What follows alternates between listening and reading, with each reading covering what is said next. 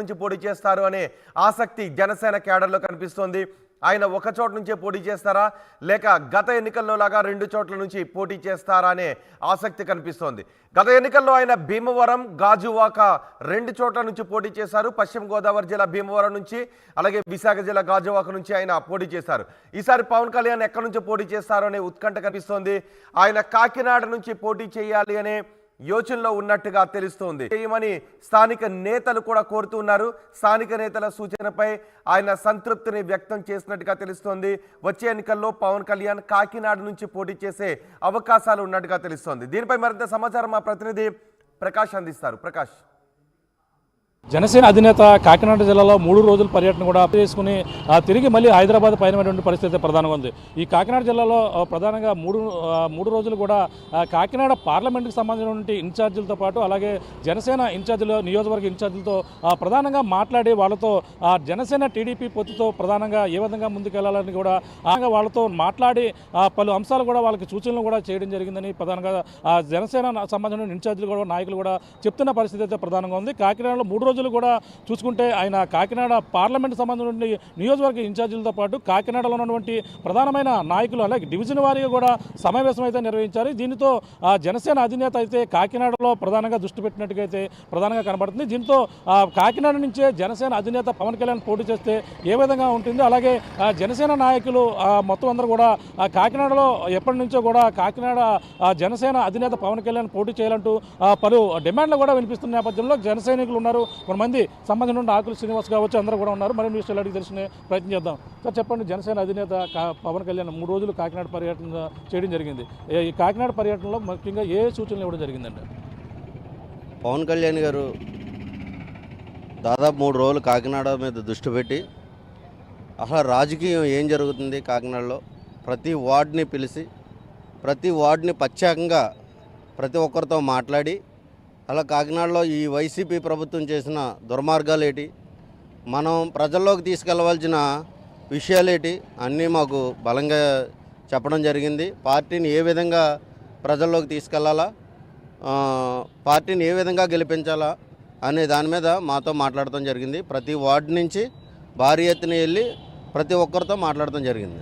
అంటే ముఖ్యంగా నియోజకవర్గ ఇన్ఛార్జీలతో పాటు కాకినాడ డివిజన్ సంబంధించిన ఎంతమందితో సమావేశం అయ్యారు, అలాగే ఏవేవి సూచనలు ఇవ్వడం జరిగిందండి? వాళ్ళు కాకినాడ ఇన్ఛార్జీలు, కార్యకర్తలు, నాయకులతో అందరితో కలిపి మామూలు వార్డు ఇన్ఛార్జీలతోని కింద స్థాయి నాయకులతో కూడా ఆయన పిలిపించుకొని అసలు పార్టీని ఏ విధంగా బలోపేతం చేస్తున్నారు అన్న దాని గురించి మేము ప్రజల్లోకి ఆయన భావాలని, ఆయన ఆదేశాలని టీడీపీ జనసేన పొత్తుతో ప్రజల్లోకి తీసుకెళ్లాలని ప్రత్యేకంగా మాకు చెప్పడం జరిగింది. అంటే ముఖ్యంగా పవన్ కళ్యాణ్ కూడా కాకినాడ నుంచి పోటీ చేస్తే మీ జన సైనికులుగా మీరందరూ కూడా ఏ విధంగా ఫీల్ అవుతారు?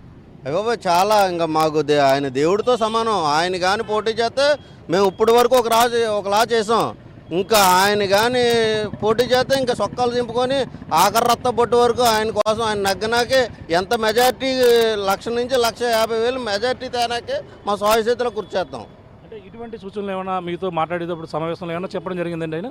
అంటే పోటీ గురించి ఏం చెప్పలేదు, పార్టీని ఎదురు తీసుకెళ్ళడానికి మాత్రమే చెప్పారు తప్ప టిక్కెట్ల కోసం లేకపోతే నేను పోటీ చేస్తాను అలాగ పోటీల కోసం గట్ట కాదు.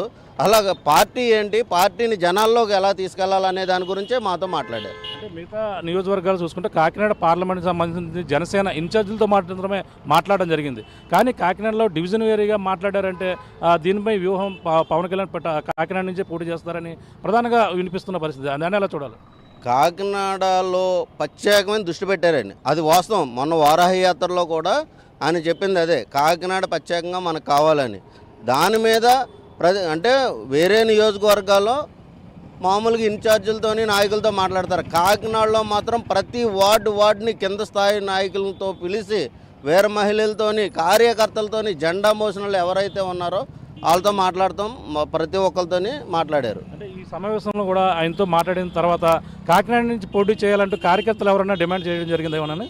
మేము పదవుల కోసం పలానా ఓళ్ళు పోటీ చేయాలా, పలానా ఓళ్ళకి టికెట్ ఇవ్వాలని మేమేం చెప్పలేదండి.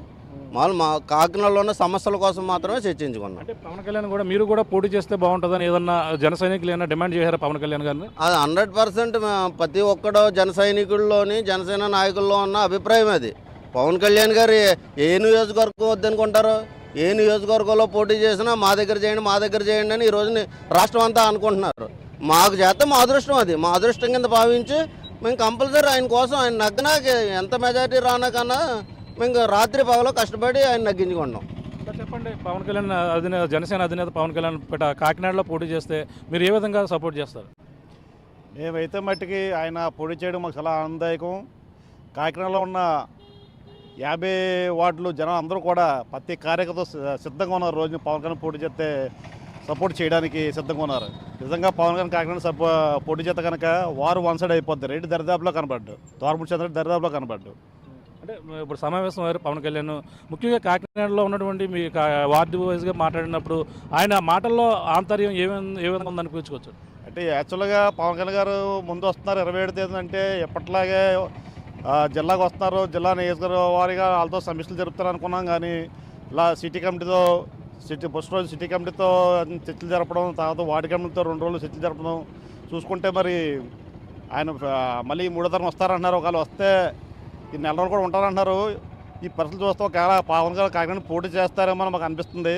ఒకవేళ ఆయన కానీ నిజంగా పోటీ చేస్తే మాకు అంత అదృష్టం వేరట్లేదు. అంటే అదే వర్ష పర్యటనలు కూడా బిజీగా ఉన్నారు. అంటే మనం చూసుకుంటే 3 రోజులు కాకినాడలో గడిపారు. మళ్ళీ కాకినాడలోనే మళ్ళీ వచ్చే నెలలో 5వ తేదీన 3వ తేదీన మళ్ళీ ఉంటే అవకాశం ఉందని అన్నారు. ఇవన్నీ కూడా ఈ పరిణామాలన్నీ కూడా చూస్తే పోటీకి సిద్ధమే అనుకోగా. ఈ పరిణామాలు చూస్తే మరి ఈ 3 రోజులు కాకినాడ వార్డుల వారి సమస్యలు జరపడం, మళ్ళీ ఇప్పుడు వెళ్ళిపోవడం, మళ్ళీ 3 తరం రావడం, ఇవన్నీ చూస్తే మరి పోటీ చేస్తాడేమో అని చెప్పేసి మాకు ఒక అభిప్రాయం కలుగుతుంది. మాకే కాదు, ప్రతి కార్యకర్త కూడా ఈ అభిప్రాయం కలుగుతుంది.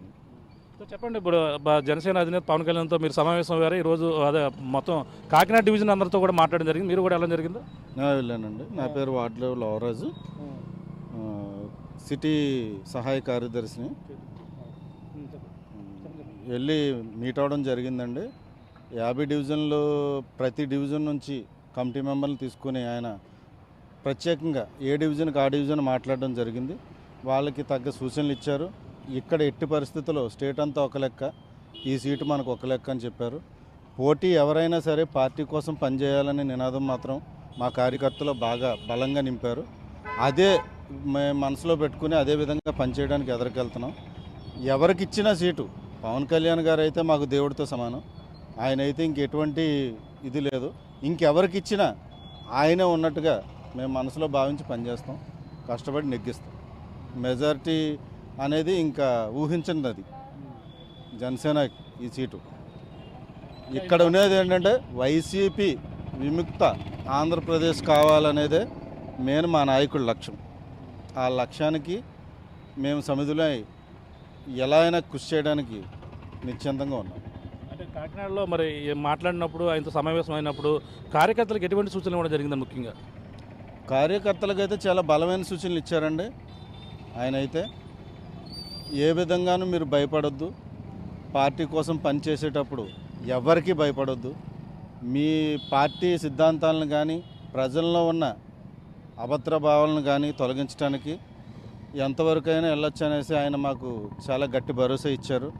తర్వాత ఇక్కడ డ్రగ్స్, గంజాయి బాగా కాకినాడలో రాజ్యం వెళ్తున్నాయి. దానికోసం కూడా మనం గట్టి చర్యలు తీసుకోవాలని చెప్పి ఆయన సూచించడం జరిగింది.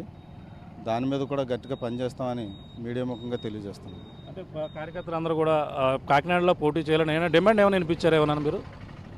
మేము అధినాయకుడు ఏం చెప్తే అదే సార్. మేమంటూ ప్రత్యేకించి ఏ డిమాండ్ అని పెట్టలేదు. ఆయన ఏం పెడితే దానికి మేము పనిచేయడానికి సిద్ధంగా ఉన్నాం. చెప్పండి, మీరు చెప్పండి, కాకినాడలో పవన్ కళ్యాణ్ పోటీ చేయాలని మీరు అందరూ కోరుకుంటున్నారా? ప్రతి కార్యకర్తకి కూడా సహజంగా వారి మనసులో అదే ఉంటుంది కదండి. ఇప్పుడు కాకినాడలో ఎన్నాళ్ళలో జనసేన పార్టీలో పవన్ కళ్యాణ్ గారి యొక్క ప్రభావం ఎంతైతే ఉందో ఈ టూర్ తర్వాత, ఈ సమావేశాల తర్వాత అది రెట్టింపు అయింది. ఎందుకంటే పవన్ కళ్యాణ్ గారు ఒక పార్టీ అధ్యక్షుడు స్వయంగా వచ్చి కాకినాడలో కూర్చుని రాష్ట్ర కమిటీ వాళ్ళతోని, జిల్లా కమిటీ వాళ్ళతోని, వార్డు కమిటీ వాళ్ళతోని వీళ్ళందరితో కూడా స్వయం